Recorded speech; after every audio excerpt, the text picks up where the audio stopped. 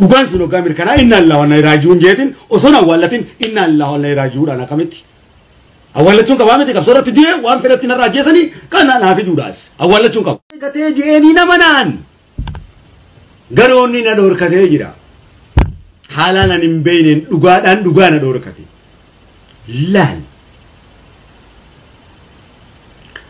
kanaaf soba qofaanii miti dhugaadhaanis akka dhugaa kee dhooysan sirritti beeki tasobaan si dhooysan dhugaa kee dhooysu akka malee firraa eegi walii galle dhugaadhaan dhugaan dhooysinii jiin dhugaadhaan liqinsi wanni nyaatan hundi nyaatamiti dubbii jalqamaa irratti gaa shirkanaan jaan hojii ajaa'ibaatiin isin hime loloo irra boru tanumaaf boru malaal borummaas dhugaan dhugaa waan dhooysuuf hoggaa mililikute mililikii hoggaan lole ammas borutti naa jijjiirama lolli kiyya Haile Sillaaseen hin lola Haile Sillaaseen hoggaan lolee fixadhe ammas borutti na baallaman bilisummaa xiyyaaf gaafa dargii ammas dargiin hin lola hoggaan dargii firraa kaase ammas boruu mallasitti na baallaman hay loloo irra boruu hoggaan tamallas firraa bite ammas lola abiyyitti borutti na baallaman ammas abiyyi loleetiin ammas kabiraatu naa dhufu jira beekadhummaas loloo irra boruu hin dhumu dhugaan waan dhokateef kana jidduutti warra tabaa kana jidduutti qabeenya Oromootii fi lubbuu ilmaan Oromootii fi sammuu ilmaan Oromoo jidduutti daameessite loloo irra boruu kana jidduutti kanina kanatti haadafitti naqee kanattiif kutuu kam kabajamoo jaalkamaalee boogaa shirka dhaquu isaaniitiif shirkatti wareegaman jaarreef kasaanuu kenna jechaanii jira otoo wareegamuu isaa beekee mirkansu asirra waliin tatteenya malee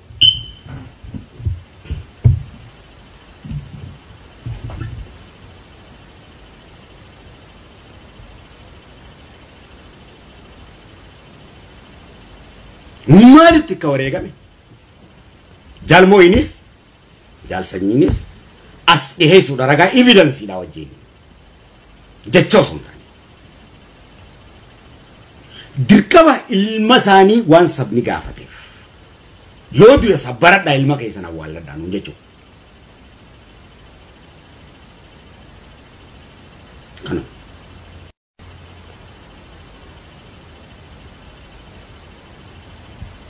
jaalli kabaja qabaa miti qabsaa'aa guddaadhaa miti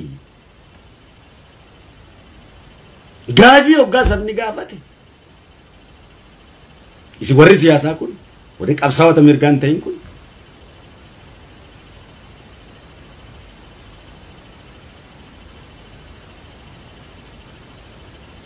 akka argite hoggaan si gaafadde gandummaadha naan jechuun qabdu hargummaa jechuun yookaan arsummaa jechuun gandummaa osoo hin taane oromummaa jechuudha.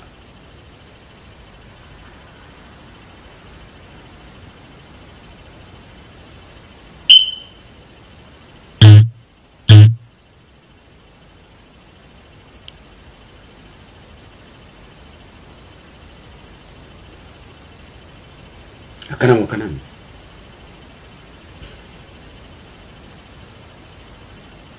dhugaan jiru nuuf himamuudha.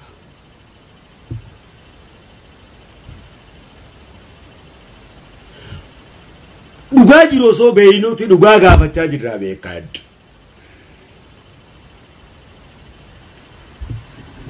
Dhugaa osoo beeynu bar dhugaa wallaalleetii bar dhugaa osoo beeynu dhugaa gaafachaa jirraa bar. Takkaa dhugaa wallaallee dhugaa naman gaafannee bar osoo beeynuuti wal dandeessisuudhaaf dhugaadhaa gaafanna. Yoo dhugaan dhugaa dhooyse nuti haqne dhugaa san dhagaarra garagalchine isa awwaalla.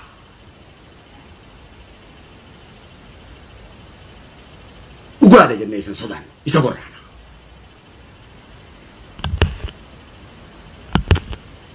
Dhugaan nuuf bu'aan qabne dhugaan nuuf ifan taane dhugaa dha jennee waan jalaa nuuf hin jiru waan ta'eef.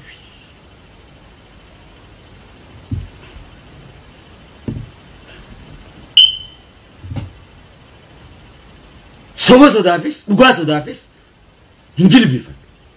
Dhugaa si sodaannu soba si sodaannu. Dhugaadhaaf ragaan baanee si sodaannu.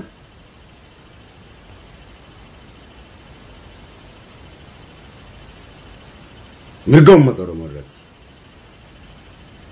Yoomuu olaantummaa saba Oromooti mirkansina. Olaantummaa dhaaba siyaasaa hoggana siyaasaa mirkansina.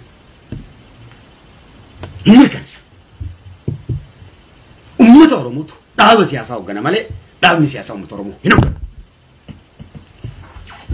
Addunyuma kamirratti dimokiraasii fi bilisummaa jechuun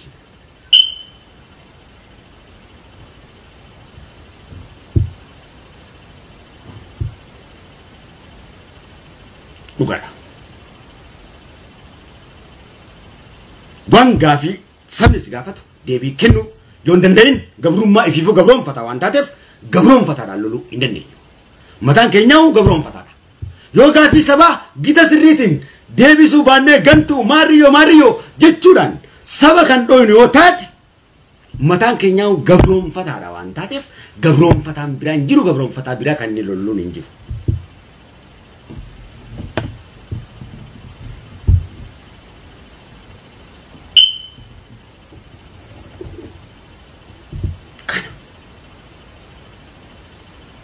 Ni awwaalanna reef kasaan agarre wareegamee jennee hin mirkansine.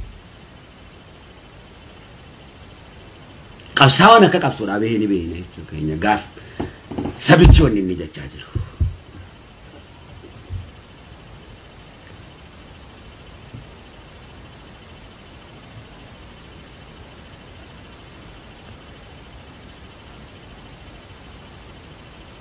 Kana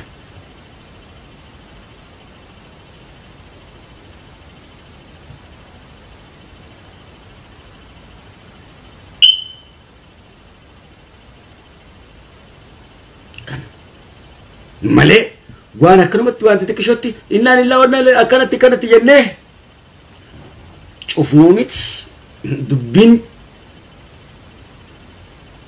qabsaa'aa guddaa barbaa waan ijoollee miidhaan jaala keenya waan itti wareegame akkatti wareegame ammas osoo rabbiin ajjeesee kulli nafsi zaa'iqatal mawti jechuu beeynuuti barsaa hangana jechaa jiru. Qabsoorrattis wareegamuun ni jirti osoo beeynuuti. Dhugaa beekuu qabna kan. Akkanatti lola akkanatti seenaadhaan barreeffannaa miti. Seenaafillee kamitti innaan illaa wannaa raajuun jenneetuma seenaa isaa barreessina. Akkanumaan cufama. Dafqi isaa akkanumaan cufama jechuudha. Dafqi qabsaa'aadhaa. Qabsaa'ota tokkotti seenaa isaa as baafnee dubbachuudha malee akkasi seenaa akka barreessine ofiif akkanumatti boo lubbuu boqolloo wayii boon taaboo wayii boo buqqeedhaa boo namni bar seenaaf du'aa bar boo akkamiin namni qaama lubbuudhaan du'ee seenaan hin barreeffamneef jesta kumaa caaluudhaaf seenaa barreessitetti seenaa isaa barreessu hundi isaanii odee wareegame maali hadiiriif seenaa barreessite kabiraa qabsaa'aadhaa miti seenaan barreessineefati lubbuudhaa bar boo qabsaa'aadhaa wal qixaa bar boo ilmoodhaaf haadhaa bar boo maala soita boote dhugaadhaan isu dhiisika.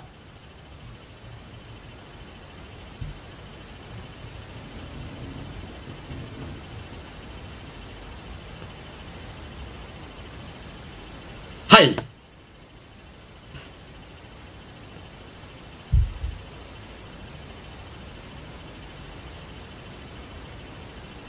moo kan kee gatii qaba keenya gatiin qaba moo siitu qabsotti nu caalaa gatii qaba moo nutu wareegamani moo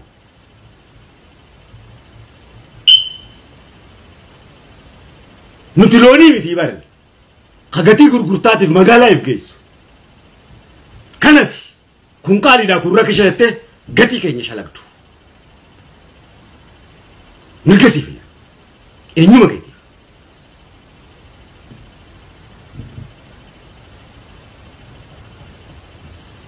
shaqata miti kana beeki wareegama keetiin ammas wareegama keenya ndoo isin jechuu keenya dhugaadha dhugaan uummata Oromoo ifa calaqqisaadha qineen barbaachisu soboo gaa daraarsan gaafa wayyaanee sana akkam na godhan seeta arrallee ni jiranii jarri kun walliftoota gara isaaniitiin jiran warruma oppidiyoo keessa hojjatuut asiin hoggaa isa san beeksisuu barbaadan nu warra dhugaa dubbata kun hoggaa awwaaluu barbaadan fuudhanii akka taayyeetiif akka maariyyoo kana jiraa miti keessaan feesbuukiidhaan erganiif ati nu balaaleeffadhu janiin akka uummanni gurra nutti qabee nu dhaggeeffatu nu jala deemu warra dhugaa ka qabsaa'u kana walliftoota kana dhiisee akka nu jala deemu ati feesbuukiidhaan nu balaaleeffadhu janiin siyaasa laal hoo janii akka gurratti kennan eegasi isaan sanis si borcan isaan sun akka nuti maariyyoo nuti qabsaa'ota akkanaati siin jaan isaaniif hayyamamaadha isaan dameeti kaati qineedha sirbe siin jaa dubbiin Oromoo qineen barbaachiftu bar qinee walaloodha siin jecha qineen barbaachiftu dubbiin zaayiraa barboo wareegamuu takka baduudha bar qineen maali dubbiin Oromoo maqmaa san barbaaddu bar ifaa zaayiraa bar maali siin asiin kanuma akka taayyee kana fatte kanaa mi taayyeen achirra barreesseeti haa jette ammas warru khabiraan balaaleeffatu bar warruma isaan ol guddifachuu barbaadan sani warra dhugaan dho'isuu barbaadan kana khabiraan balaaleeffatu akka namni gurratti kennuuf walliftoota sirriidhaa san dhabamsiisuuf qabsaa'ota sirrii san dhabamsiisuuf akkasumatti jirti waraana keessatti akkasumatti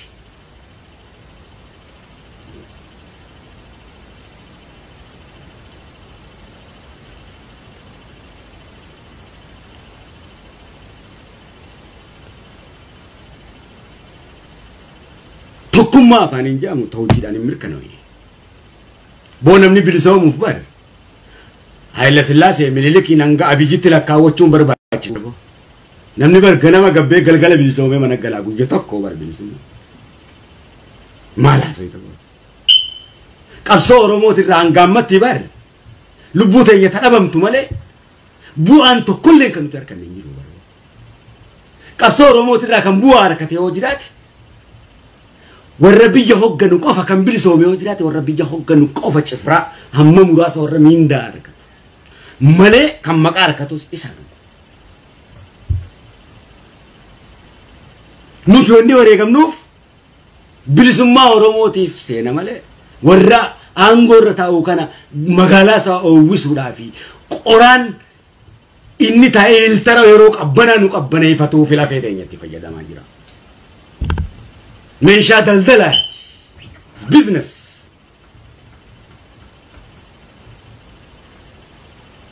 malee bilisoomuun namaa shanyiitiyya guyya tokko ganama gabbaate galgala bilisoomte waan mana galtu buleessa kiyya lola warra boruu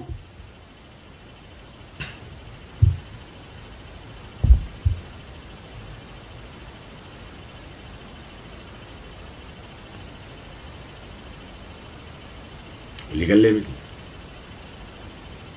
hay dhugaa dho'isu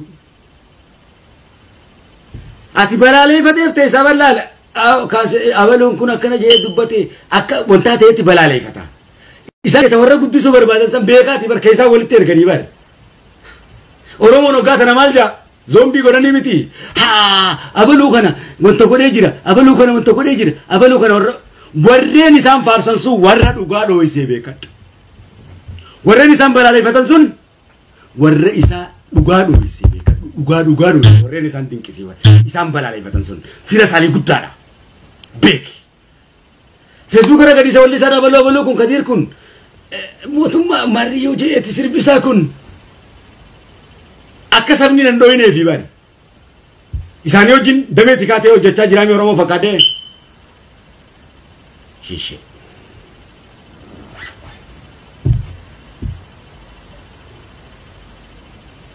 Mulmar Rasulah mimmo wallahi warra sijala deeme male yaa Iblis osoo Qur'aan harkaa qabu osoo Rasuula nuura qabu jala deemu moo متى كان هيك تزيد تمام ماله أبدا تيجي تنقل تمتكم شيلة تتطمس إبليس كتير جنس يلاينيك سيلاينيك تكاتس كاميرا كي يدور أمريكا بيت يوكا أمريكا نيم بيت أكبرين تو تسلو كنز راكاس لوكنز راكاس أكار رجيت تسلو كنز راكاس أكار رجيت نروريسو أكار سيتي نروريسو أكار سلامة نروريسو شني دمو سفته أسي سبون نافا كيسته أسي نمو نغرغرچو أبداً أصوات نغرغر إندرسيس غرغر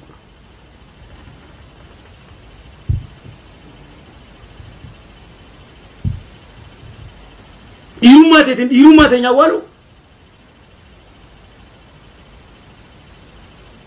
أبداً أو سبونم سته نغنتو تقولو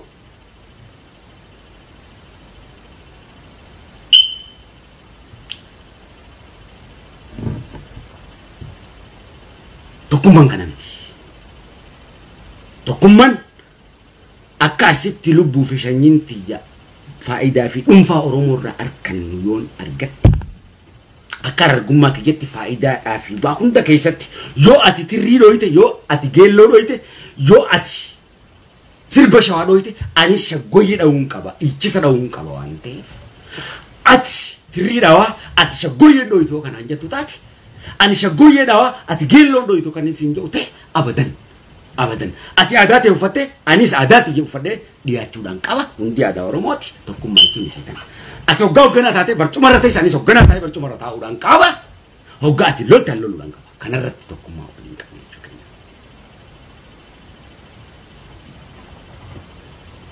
anis ganda kiyya guddisuu qaba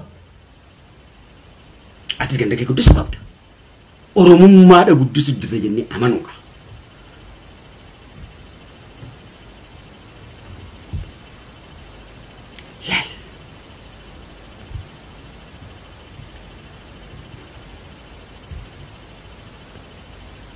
Dhugaadhaan tokkochu. Oromummaan dhugaadha. Oromummaadhaan garuu arsummaa kiyya dhooyisuu hin qabu. Hargummaa kiyya dhooyisuu hin qabu. Oromummaan arsummaa kiyya, hargummaa kiyya, wallagummaa kiyya, jimmummaa kiyya, wallummaa kiyya dhooyisiit Boronummaa kiyyaa fi gujummaatti yeroo isitu Oromummaa sobaati waan taateef diigamuudha qabdi. Oromummaan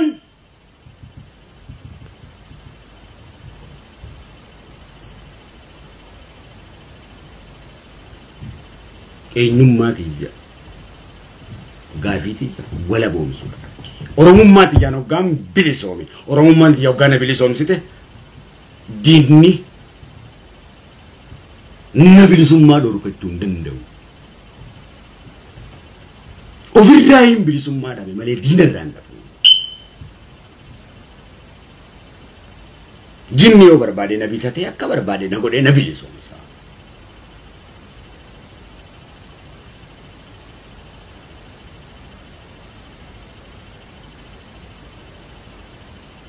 Angolaa kan nuun na bilisoomsa.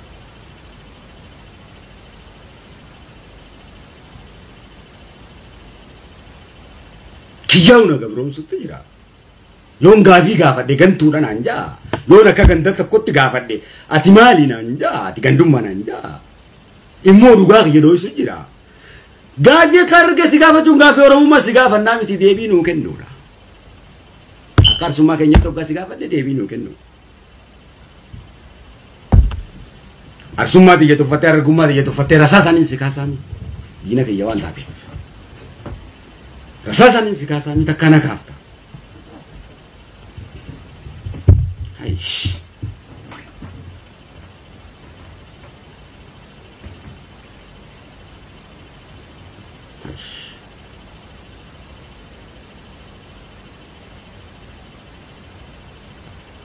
Kanaaf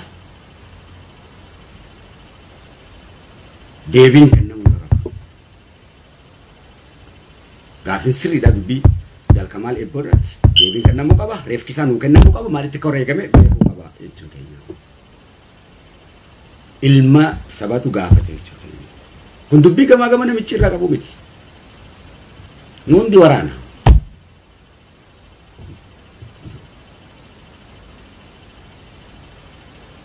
wareegam Musa yoom beeke wareegame je'ee hin mirkansu akkaataan heeraa fi seeratti hin mirkaneessuun qabaa miti.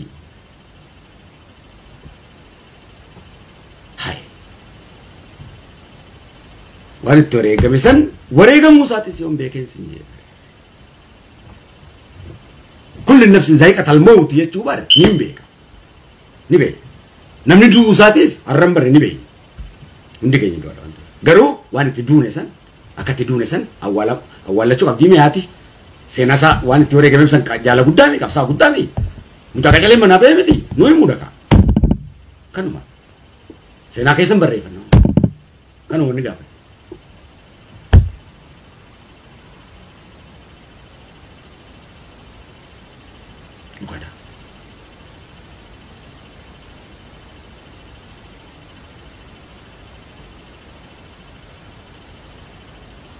Malee hoggaa gaafii takka gaafan qabsaa'oon duraanuu gandaaf bee maariyyoodha gandaaf hin baane maariyyoo haasawaa akkanaa kana hin fedhu.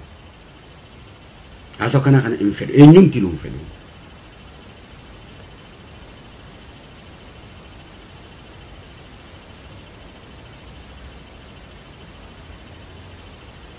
Akka argummaa kiyyatti Oromoo gaafii gaafachuudhaaf qaanfachuun qabu. Akka arsummaa kiyyatti gandar siiti nanjaan jee dhugaa dho'isuun qabu. Dhugaan jiru qabu. Akka ollummaa kiyyatti yoon kana dubbadde walloo nanjaan jee dhugaa nama kiyyaa dho'isuun qabu. Ilmi kiyya wanti wareegame obboleessi kiyya wanti wareegame beekaa qabu.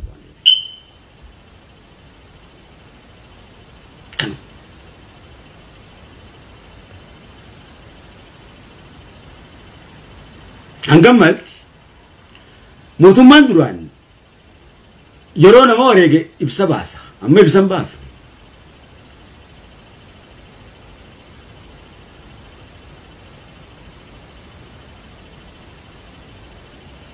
Dhugaan dho'isuun hin ta'u akka dubbii Hacaaluu san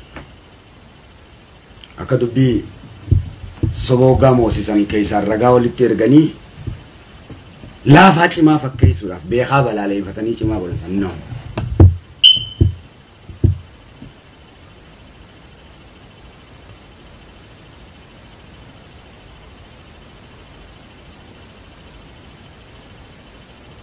Dhugaa isin fakkaata. Feesbuukii kana views isaa dabaluudhaaf qarshii 22 yoo naa kennite 22 yookaan 40 yookaan 90 viewsin kun nama kum tokko fi dhibba afurii ilaalu jira miti.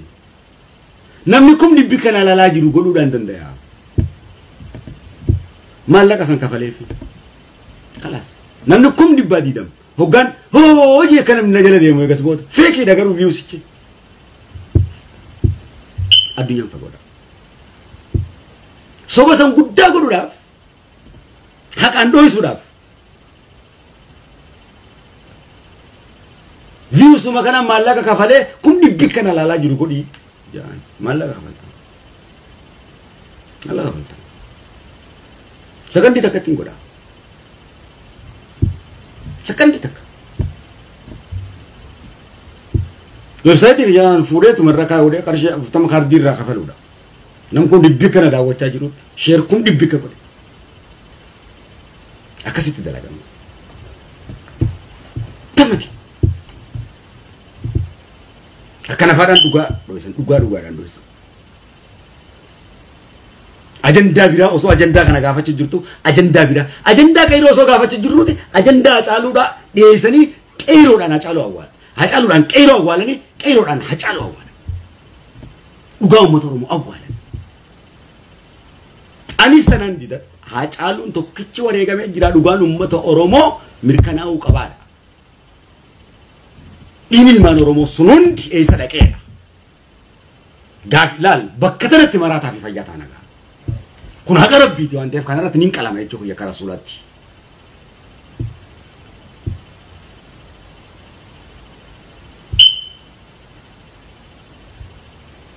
Akkatti mi'ootu laal. Eessa dhaqee dillee Arsii keessaa akkasii wareegame dillee Wallagga keessaa wareegame dillee Harargee keessaa guyyaa Hacaaluun deessanuu namni 350 argee keessaa ka'e kuffifne ijoollee. Summakan kaafamu.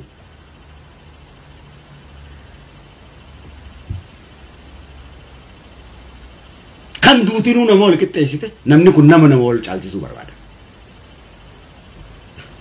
Akkanatti akkamitti qabsoofta? Seenaaf qabsaa'aa bara. Saba kiyyaa fi wareegame jee akka dubbatamuuf barbaada bar namuu bar. Hin jiru wanu gootanii barboo. Tokkotti gatii godhaa, tokkotti immoo gatii isaa odeemnu irraa.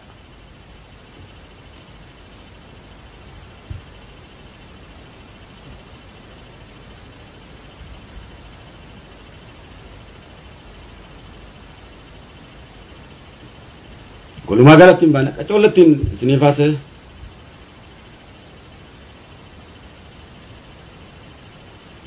Wanti wareegametti hatattamatti oltee osoo hin bulin deebii kennuudha. Jaalmoonis gaafachaa jiran. Jaalsanyiis gaafachaa jiran. Jaalkamaanis gaafachaa jiran. Osoo sabni isin nuti qabsooynuuf hin facaane. Osoo wanni hedduun hin banne. Du'an awwaalladha.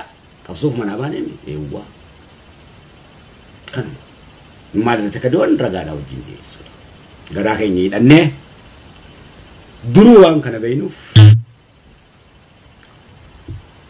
bishaan dhuguu eega dhiifnee turee miti. Duraanuu akkanatti giimii dhugaa jirraa miti. Giimii kana ibiddaan obaasaa jirtanii miti dirqumaan bishaan dhibannee liqimsineetuma kana giimii ibiddaan obaasaa jirtanii miti. Ammas giimii ibiddaa waan dhugaa jirruuf numa dhuune malee inna Allahu wa inna ilayhi raaji'uun jedhe irraa godhu dubbii jalqabaa leebboo. Fiti.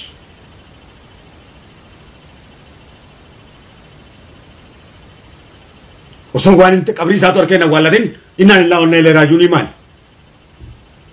Way taphatate inna Allahu wa inna ilayhi raaji'uun bar haqarra jaamti malee bar sobarratti hin jaamtu barboo. Jechira bibar dhugarratti jaamu qaba malee bar inna lillahi wa inna ilayhi raaji'uun gaayatu bar dhugaadhaa fi ragaa wajjin amansiisa argatte booda jecha kanaan basmaa mirkansita malee osoo dhugaan sun mirkanaa'in inna lillahi wa inna ilayhi raaji'uun jechuun sirriidha miti. Maalirratti jechuu akka jecha kana galuu qabu. Bismillahir rahmanir rahim jette nama hatuun ni danda'ama. Akka jechuudha. Jecha rabbiitis bakka irratti dubbannu beekuu qabna jechuudha.